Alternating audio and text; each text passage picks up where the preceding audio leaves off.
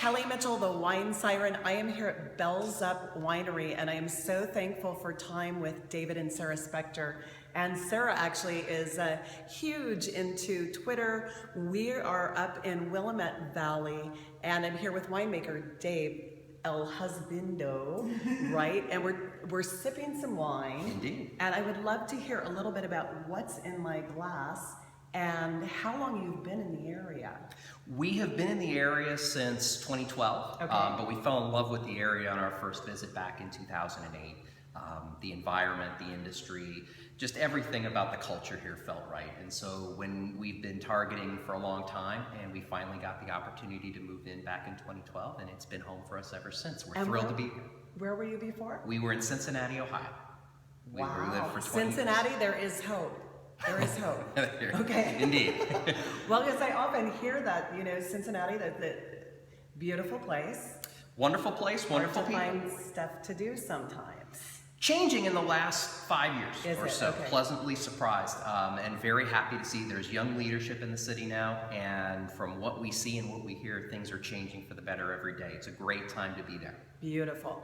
Okay, so you're a recovering attorney, I understand. That's true. Why wine?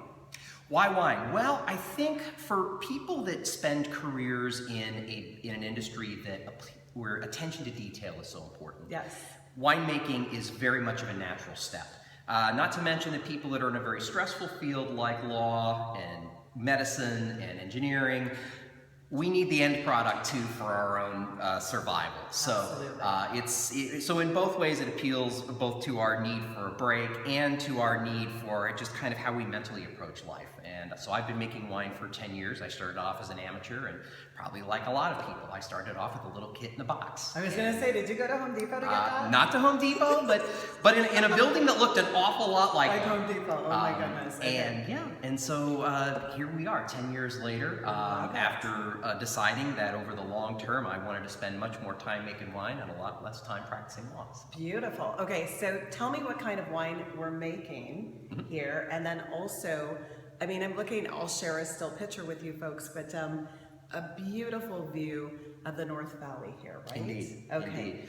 What kind of wine are you making, and how do people get this beautiful juice? Sure. So we're making Pinot Noir primarily. Of course, that is what is the Willamette Valley is most known for. And so we've spent a good amount of time and effort to find very, very small producers. We've started planting our own estate vineyard 3 years ago. Okay. It's still another couple of years from putting us in a position where we can do an estate Pinot. We're targeting next year for an estate Rosé.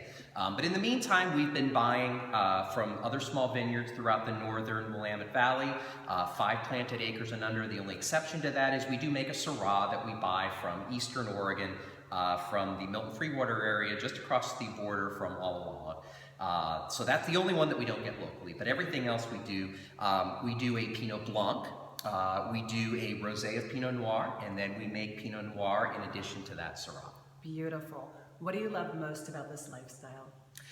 What I love most about the lifestyle is really being able to make our own way and our own pathway in this industry.